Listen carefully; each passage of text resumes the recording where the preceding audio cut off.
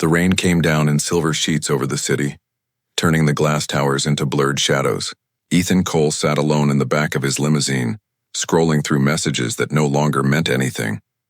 Billionaire, investor, public visionary. Every headline about him felt hollow tonight. His company's stock had plunged, and his marriage had ended with the same cold efficiency that marked his business deals. For the first time in years, he didn't know where to go. "Stop somewhere open," he told his driver. The car pulled beside a small 24-hour diner wedged between shuttered shops. A flickering neon sign read Amara's Place. Inside, the air smelled of coffee and rain. A young black woman in a worn apron wiped the counter, humming quietly to herself. "Evening, sir," she said with an easy smile. "Grab any booth you like."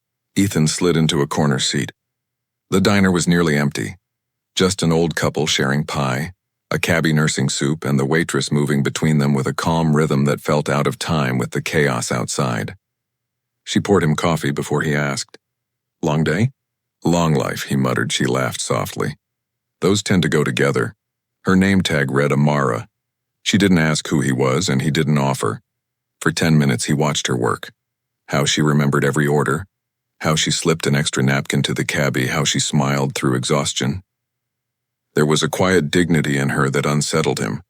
Then the bell over the door jingled. 2 men stumbled in, loud and impatient. One shoved a credit card across the counter. "Declined again?" Amara said gently. "Maybe cash today?" The man cursed and slammed his fist down. Ethan started to rise, but before he could, Amara raised a hand. "It's all right, sir," she said calmly, and the tension broke.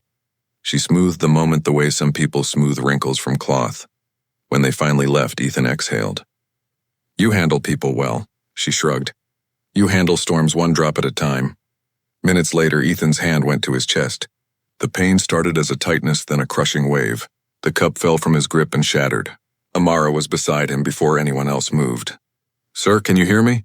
Her voice stayed steady, even as she shouted for someone to call an ambulance. She loosened his tie, checked his pulse, and began compressions with the efficiency of someone who had done this before. "Stay with me, okay? Just breathe." The ambulance lights turned the windows blue. Ethan remembered fragments. The rain, her voice counting compressions, the warmth of her hand on his shoulder. When he woke hours later in a hospital room, the first thing he saw was Amara sitting in a chair, her apron folded neatly on her lap. "You're awake," she said, relief softening her face. "They said it was a mild heart attack." "You'll be fine," he blinked. "Why are you here?" "You didn't have anyone listed as an emergency contact," she said simply. "Somebody had to wait." He stared at her, unsure what to say. Gratitude felt too small. "Thank you," he managed. She smiled. "Just another long night." Then she stood, gathering her coat. "Get some rest, Mr. Cole," he frowned. "You know who I am?" Her smile deepened. "Everyone does. Doesn't mean I have to treat you different." When she left, the room felt larger and emptier at once. For the first time in years, Ethan Cole felt something shift, not in his heart, but in the way he saw the world. 3 weeks after the heart attack, Ethan was back at the top of the tower, the city glittering beneath him like nothing had changed. But something had. Every meeting felt mechanical. Every success felt borrowed. He owed his life to a woman who had gone back to wiping tables and pouring coffee for minimum wage. He tried calling the diner. "Amara's Place, how may I help you? Is Amara working?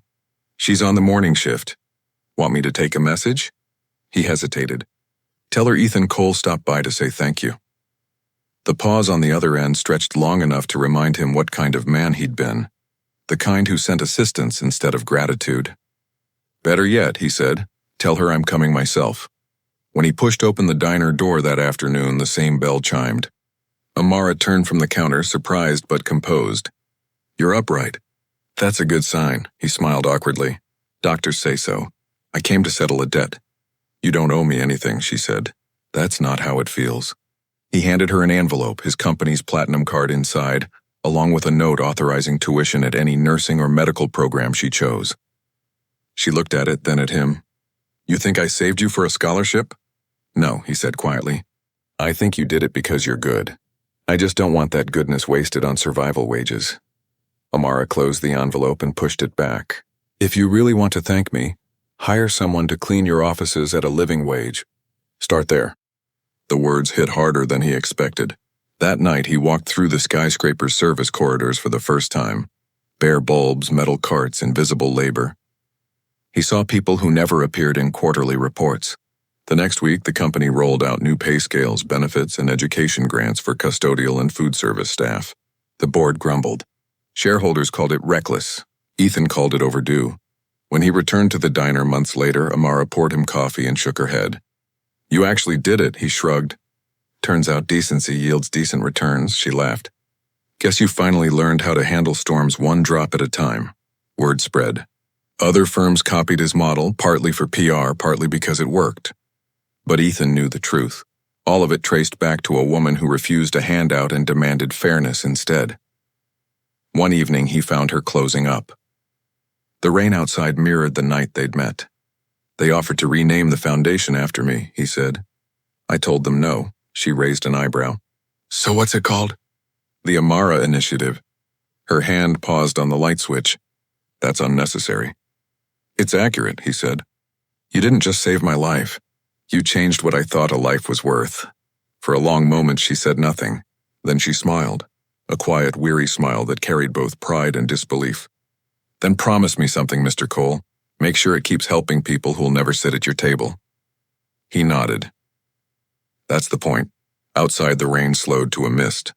He watched her lock the door, the neon sign flickering behind her like a heartbeat. The city felt different now, less like glass and more like water, constantly reshaping itself around the people willing to stand in the storm. 2 years later, the name Amara Initiative glowed across a banner stretched above a new community health center. Inside, volunteers in blue coats sorted supplies and helped families fill out scholarship forms. Cameras clicked, speeches began, and for once Ethan Cole stayed off the stage.